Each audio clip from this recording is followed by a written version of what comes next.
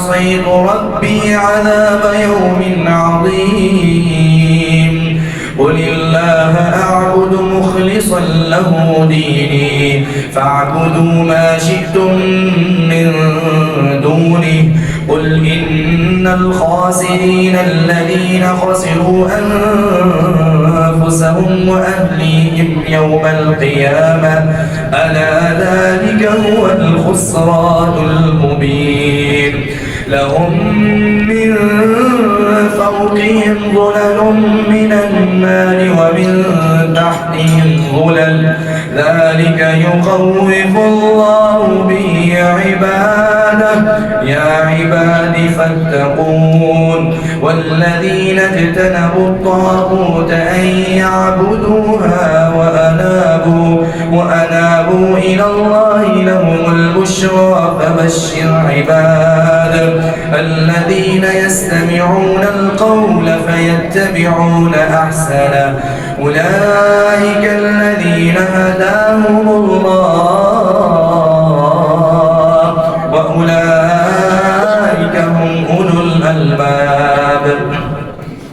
أفمن حق عليه كلمة العذاب أفأنت تنقذ من في النار لكن الذين اتقوا ربهم لهم غرف من فوقها غرف مبنية تجري من تحتها الأنهار وعد الله لا يخلف الله الميعاد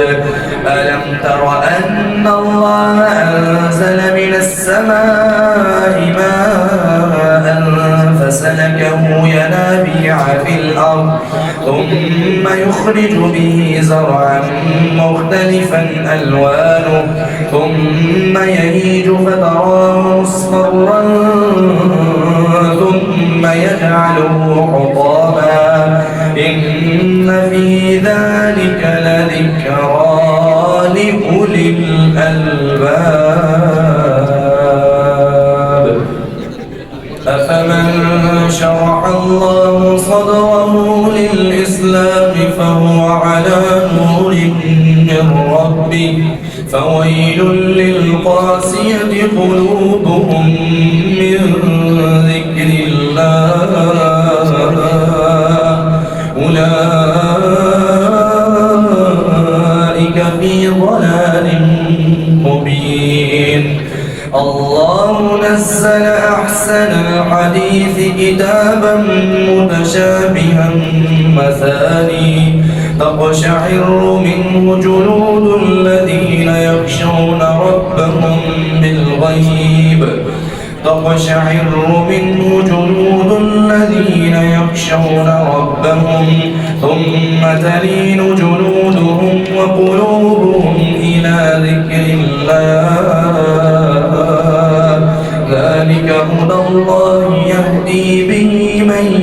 يشاء من عباده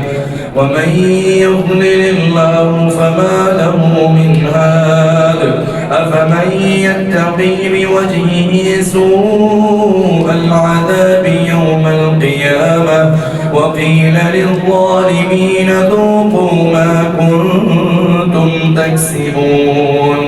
كذب الذين من